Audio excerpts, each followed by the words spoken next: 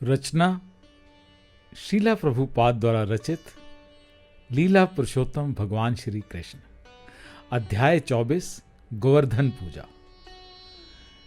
जब कृष्ण तथा बलराम वैदिक यज्ञों को संपन्न करने वाले ब्राह्मणों से बातें करने में व्यस्त थे तो उन्होंने ये भी देखा कि स्वर्ग के राजा तथा वर्षा के लिए उत्तरदायी इंद्र को प्रसन्न करने के लिए सारे ग्वाले एक वैसे ही यज्ञ की तैयारी कर रहे थे जैसे कि चैतन्य चरितामृत में कहा गया है कि कृष्ण भक्त का ये दृढ़ विश्वास है कि यदि वह केवल कृष्ण भावनामृत तथा कृष्ण की दिव्य प्रेम भक्ति में लगा रहे तो वह अन्य समस्त ऋणों से मुक्त हो जाता है। कृष्ण के विशुद्ध भक्त को वेदों द्वारा बताए गए किसी अनुष्ठान को नहीं करना होता, ना ही उसे किसी देवता की पूजा करनी होती है।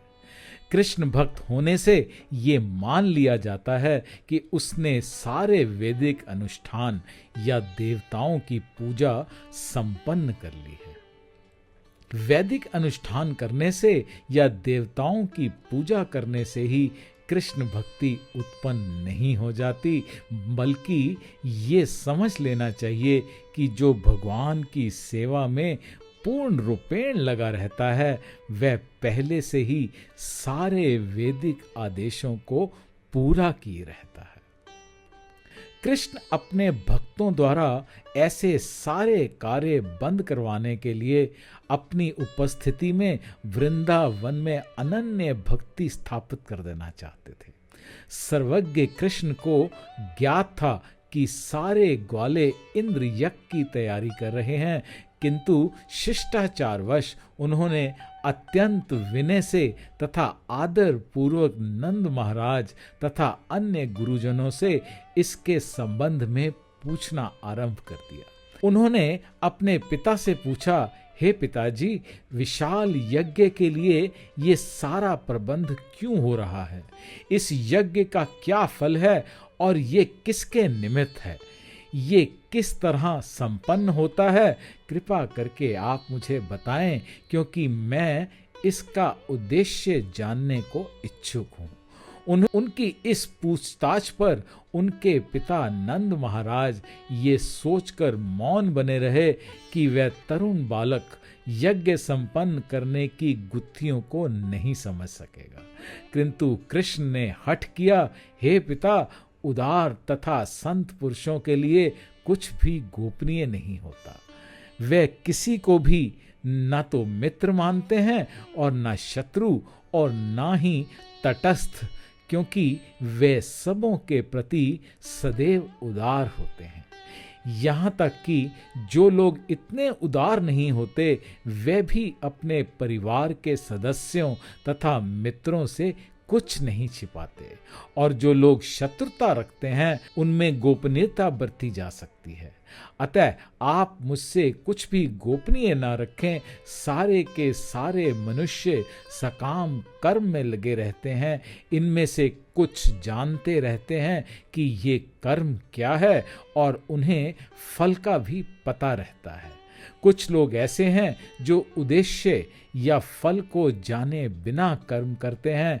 जो व्यक्ति पूरी समझ में कर्म करता है उसे पूरा फल मिलता है, और जो बिना जाने ऐसा करता है उसे पूरा फल नहीं मिलता।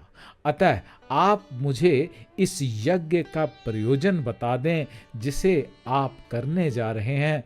क्या ये वैदिक आदेश के अनुसार है या एक केवल लौकिक उत्सव है? कृपा करके मुझे इस यज्ञ के विषय में विस्तार में बताएं।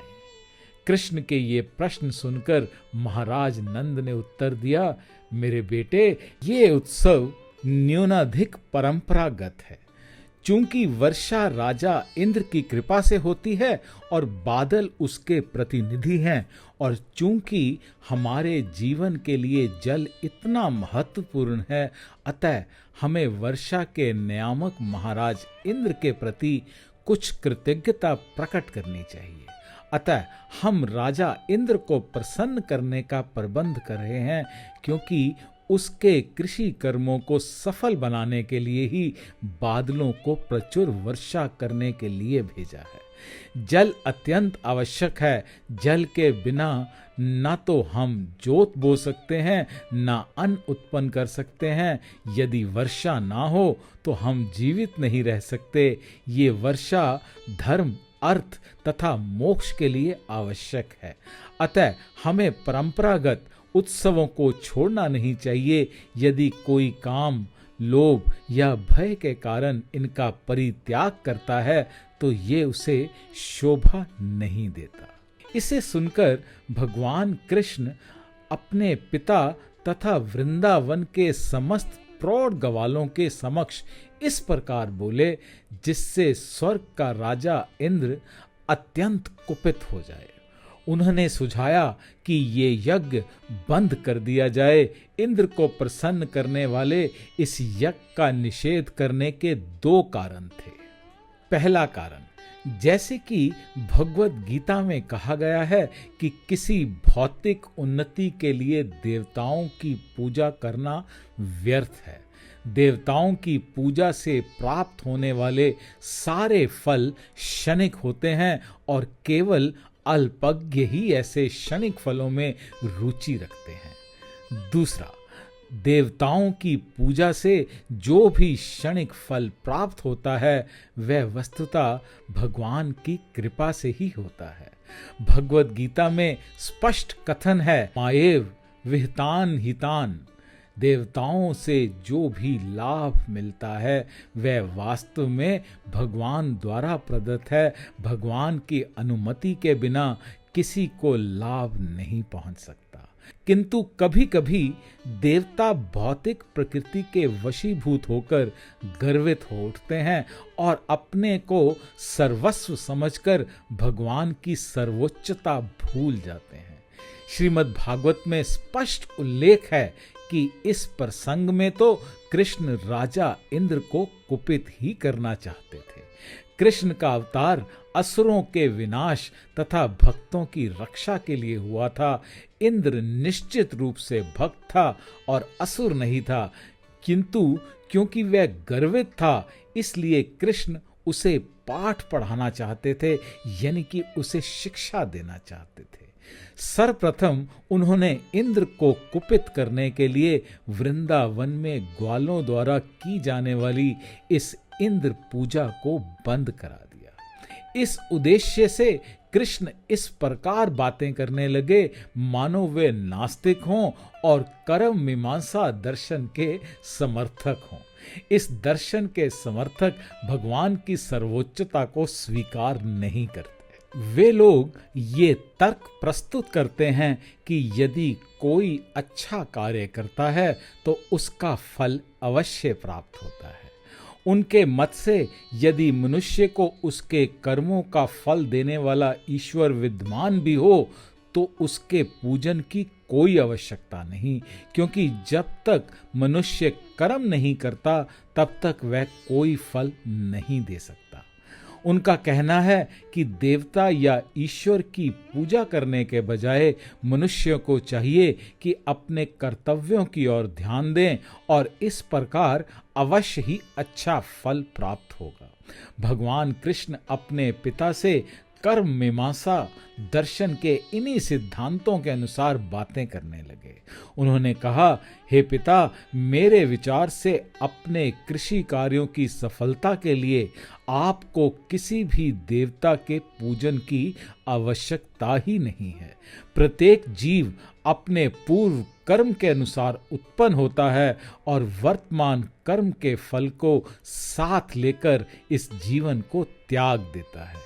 प्रत्येक जीव अपने पूर्व कर्मों के अनुसार विविध योनियों में जन्म ग्रहण करता है और इस जीवन में जैसा कर्म करता है उसी के अनुसार उसका अगला जन्म मिलता है या अगला जन्म पाता है। विभिन्न प्रकार के भौतिक सुख तथा दुख, लाभ तथा हानि भिन्न भिन्न प्रकार के कर्मों के प्रतिफल हैं जो पूर्व जन्म में या इस जन्म में किए जा चुके हैं। महाराज नंद तथा अन्य गुरुजनों ने ये तर्क किया कि प्रमुख देवता को प्रसन्न किए बिना केवल भौतिक कर्मों द्वारा कोई शुभ फल की प्राप्ति नहीं कर सकता। यही तथ्य है। उदाहरण के तौर पे कभी कभी देखा जाता है कि उत्तम डॉक्टर द्वारा उत्तम से उत्तम चिकित्सा तथा उपचार करने पर भी रोगी की मृत्यु हो जाती है। अतः ये निष्कर्ष निकलता है कि उत्तम उपचार या उत्तम डॉक्टर द्वारा किया गया प्रयास ही रोगी के अच्छा होने का कारण नहीं है। इसमें भगवान का हाथ अवश्य ही होना चाहिए। इसी प्रकार माता पिता द्वारा अपनी संतानों का लालन पालन ही बच्चों के सुख का कारण नहीं होता। कभी कभी देखा जाता है कि माता पिता द्वारा समस्त सावधानी बरतने के बावजूद बच्चे बिगड़ जाते हैं या उनकी मृत्यु हो जाती है। अतः फल के लिए भौतिक कारण पर्याप्त नहीं है, इसमें भगवान की स्वीकृति आवश्यक है। अतः नंद महाराज ने दलील दी कि कृषि कर्म में अच्छा फल पाने के लिए हमें वर्षा के अधिष्ठाता देव इंद्र को प्रसन्न करना चाहिए। भगवान कृष्ण ने इस तर्क को काटते हुए कहा कि देवता केवल उन व्यक्तियों को फल देते हैं जो अपने कर्तव्यों का पालन करते हैं।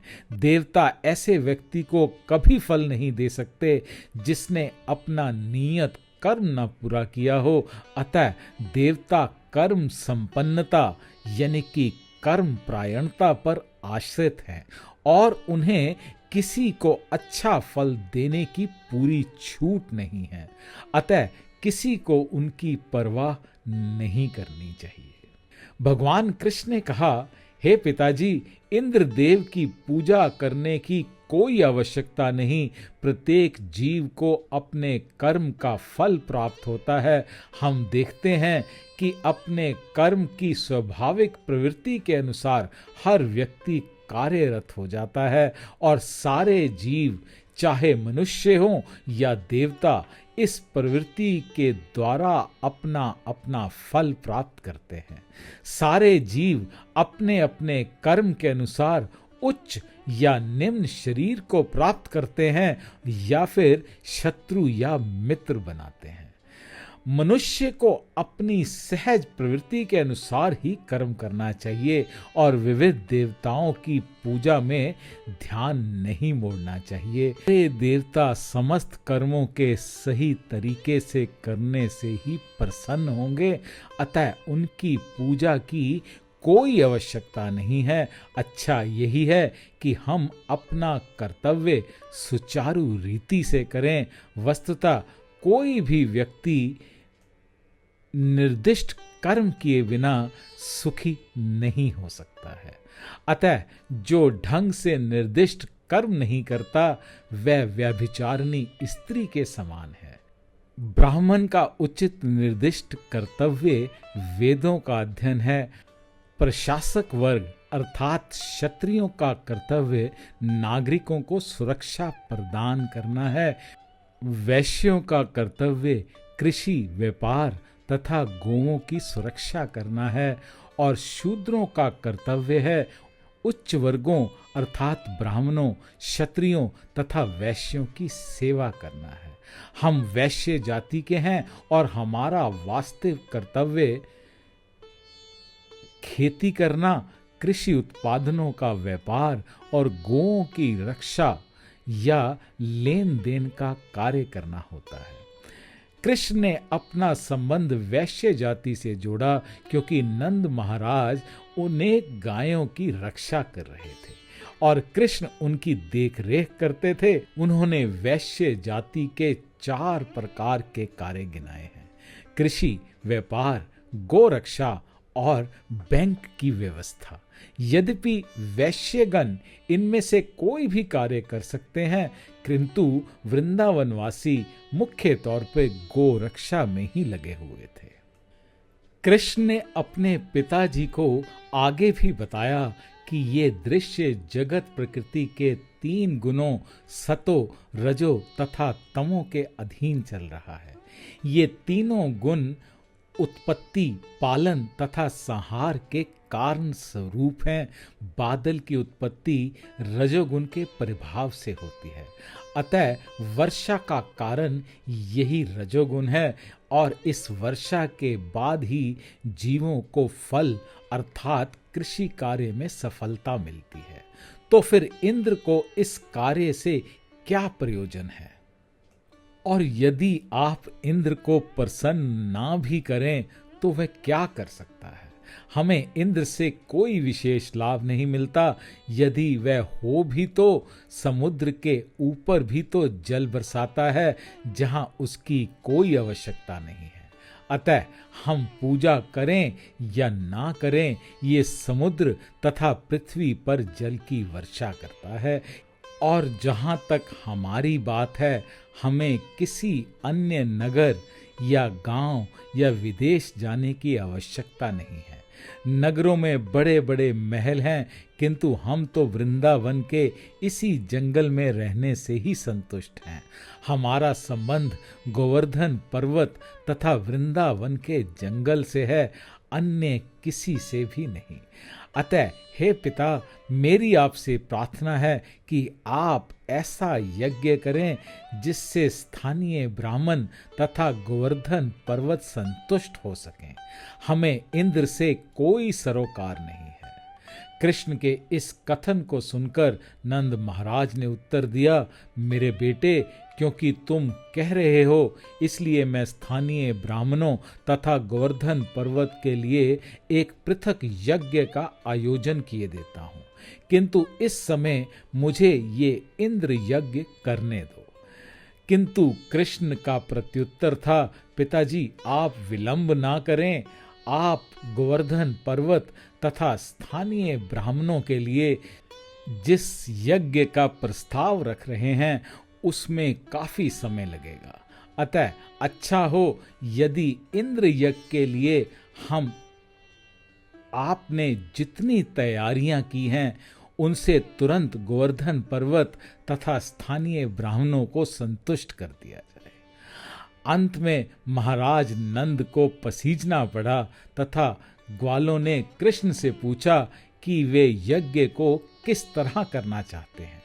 तो कृष्ण ने उन्हें ये आदेश दिए कि यज्ञ के लिए एकत्र किए गए अन्न तथा घी के विविध पकवान यथा चावल, दाल, हलवा, पकौड़ी, पूड़ी तथा दूध के व्यंजन यथा खीर, रबड़ी, रसगुल्ला, संदेश और लड्डू बनाए जाएं और फिर विद्वान ब्राह्मणों को बुलवाकर वैदिक मंत्रों के उच्चारण सहित अग्नि को आहुति प्रदान की जाए। ब्राह्मणों को दान में सभी प्रकार के अन्न दिए जाएं, सारी गौओं को सजाकर उन्हें अच्छा चारा दिया जाए। इसके बाद ब्राह्मणों को दान में धन दिया जाए। यहाँ तक कि निम्न स्तर के पशुओं या लोगों का प्रश्न है, कुत्तों और चंडालों और अछूते समझे जाने वाले पंचम श्रेणी के लोगों को भी पेट भरकर प्रसाद दिया जाए। गौओं को उत्तम घास खिलाकर तुरंत ही गोवर्धन पूजा प्रारंभ की जाए। इस यज्ञ से मैं परम संतुष्ट होऊंगा। कृष्ण के इस कथन में वैश्य जाति की समस्त अर्थव्यवस्था का वर्णन हुआ। मानव समाज की सभी जातियों में तथा पशु जगत में गायों, कुत्तों, बकरियों आदि में प्रत्येक जीव को अपनी अपनी भूमिका अदा करनी होती है। हर एक सदस्य को संपूर्ण समाज के लाभ के लिए सहयोग से कर्म करना होता है। इससे न केवल सजीव पदार्थ अपितु पर्वत तथा भूमि जैसे निर्जीव पदार्थ भी सम्मिलित हैं। वैश्य जाति का विशेष दायित्व रहता है कि समाज के आर्थिक विकास के लिए वे अन्न उत्पन्न करें, गौओं की रक्षा करें, आवश्यकता पड़ने पर खाद्य पदार्थों का यातायात करें और बैंकिंग और अर्थ को संभालें। इस कथन से हमें ये भी ज्ञात होता है कि यद्यपि कुत्ते तथा बिल्लियां अब इतनी महत्वपूर्ण हो गई हैं कि इनकी भी उपेक्षा नहीं की जानी चाहिए, किंतु गौओं की रक्षा, कुत्तों बिल्लियों की सुरक्षा से अधिक महत्वपूर्ण है। इस कथन से हमें एक अन्य ये संकेत मिलता है कि उच्च वर्गों को चंडाल या अस्पृश्य की उपेक्षा नहीं करनी चाहिए और उन्हें आवश्यक रक्षा प्रदान की जानी चाहिए। प्रत्येक व्यक्ति का अपना महत्व है, किंतु इनमें से कुछ मानव समाज की प्रगति के लिए प्रत्यक्ष उत्तरदायी हैं और कुछ अप्रत्यक्ष रूप से। किंतु कृष्ण भावनामृत होने पर हर एक के लाभ का ध्यान रखा जाता है। कृष्ण भावनामृत आंदोलन गोवर्धन पूजा नामक यज्ञ को मान्यता देता है। भगवान चैतन्य की संस्तुति है कि कृष्ण पूजनीय हैं, अतः उनकी भूमि वृंदावन तथा गोवर्धन पर्वत भी पूजनीय है। इस कथन की पुष्टि के लिए कृष्ण ने कहा कि गोवर्धन की पूजा उनकी ही पूजा के समान है। तब से आज तक गोवर्धन पूजा की जाती है, जो अन्नकूट नाम से विख्यात है। इस उत्सव पर वृंदावन तथा वृंदावन के बाहर के मंदिरों में भी प्रचुर मात्रा में भोजन तैयार किया जाता है और जनता में खुले दिल से बांट दिया जाता है। कभी कभी ये भोजन भीड़ में फेंक दिया जाता है और लोग उसे जमीन से उठाकर खाने में भी प्रसन्नता का अनुभव करते हैं। इससे हम समझ सकते हैं कि कृष्ण को अर्पित प्रसाद कभी दूषित नहीं होता, भले ही वह भूमि पर क्यों ना फेंका गया हो। अतः लोग इसे एकत्र करके परम प्रसन्नता पूर्वक खाते हैं। अतः भगवान श्री कृष्ण ने ग्वालों को सलाह दी कि इंद्र यज्ञ को बंद करके इंद्र को दंडित करने के लिए गोवर्धन पूजा प्रारंभ की जाए, क्योंकि इंद्र स्वर्ग का परम नियंता होने के कारण अत्यंत गर्वीला हो गया था। नंद महाराज तथा सीधे साधे ईमानदार ग्वालों ने कृष्ण का प्रस्ताव मानकर उनके द्वारा संस्तुत सब कार्य विस्तार से संपन्न किए। उन्होंने गोवर्धन की पूजा तथा उसकी परिक्रमा संपन्न की। गोवर्धन पूजा के उद्घाटन के बाद आज भी वृंदावन वासी सुंदर वस्त्र पहनकर गोवर्धन पूजा करने और गोवों के आगे अपनी परिक्रमा करने के लिए उसके निकट एकत्र होते हैं। भगवान के आदेश अनुसार नंद महाराज तथा ग्वालों ने विद्वान ब्राह्मणों को बुलाया और वैदिक मंत्रोच्चार के साथ प्रसाद समर्पण करके गोवर्धन की पूजा की। वृंदावन वासी एकत्र हुए। उन्होंने अपनी अपनी गौएं सजाईं और उन्हें हरी हरी धूप दी। फिर गौओं के आगे करके गोवर्धन पर्वत की परिक्रमा करने लगे। गोपियों ने भी अपने को अच्छे वस्त्रों से सजाया और वे बैलगाड़ियों में बैठकर कृष्ण की लीलाओं का कीर्तन करने लगीं। यहाँ एकत्रित ब्राह्मणों ने गोवर्धन पूजा के लिए पुरोहित बनकर ग्वालों तथा उनकी पत्नियां यानी कि गोपियों को आशीर्वाद दिया। और जब सब कुछ पूरा हो गया तो कृष्ण महान दिव्य रूप धारण किया और वृंदावन वासियों के समस्त घोषित किया कि वे स्वयं गोवर्धन पर्वत हैं, जिससे भक्तों को विश्वास हो जाए कि स्वयं कृष्ण तथा गोवर्धन पर्वत अभिन्न हैं। तब वहां पर अर्पित सारे व्यंजनों को कृष्ण खाने लगे और आज भी कृष्ण तथा गोवर्धन पर्वत की अभिन्नता का सम्मान किया जाता है और परम भक्तगण गोवर्धन पर्वत से शिलाखंड लेकर उसकी उसी प्रकार पूजा करते हैं जिस प्रकार मंदिरों में कृष्ण के श्री विग्रह की है। इसलिए कृष्ण भावनामृत अनुयायी गोवर्धन पर्वत से छोटी छोटी शिलाएं एकत्र करके अपने घर में उनकी पूजा कर सकते हैं, क्योंकि ये पूजा श्री विग्रह पूजा के ही समान है। जिस रूप में कृष्ण ने भोग लगाया था उसको अलग से बनाकर कृष्ण तथा अन्य वृंदावन वासियों ने उसे तथा गोवर्धन पर्वत को नमस्कार किया। साक्षात कृष्ण तथा गोवर्धन पर्वत के विशाल रूप को नमस्कार करते हुए कृष्ण ने उस सभा में घोषित किया, जरा देखो तो गोवर्धन पर्वत किस प्रकार ये विशाल रूप धारण किए है और सारी भेंटें स्वीकार करके हम पर अनुग्रह कर रहा है। मैंने स्वयं गोवर्धन की पूजा जिस प्रकार से संपन्न की है, यदि कोई उस रूप में नहीं करेगा तो वह सुखी नहीं रहेगा।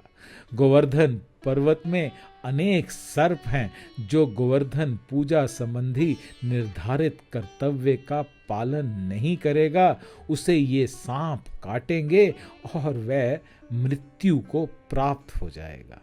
गोओं तथा अपने कल्याण के लिए विश्वस्त होने के लिए गोवर्धन के निकटवर्ती समस्त वृंदावन वासियों को इस पर्वत की पूजा इसी रूप में करनी चाहिए जैसे मैंने बताया है।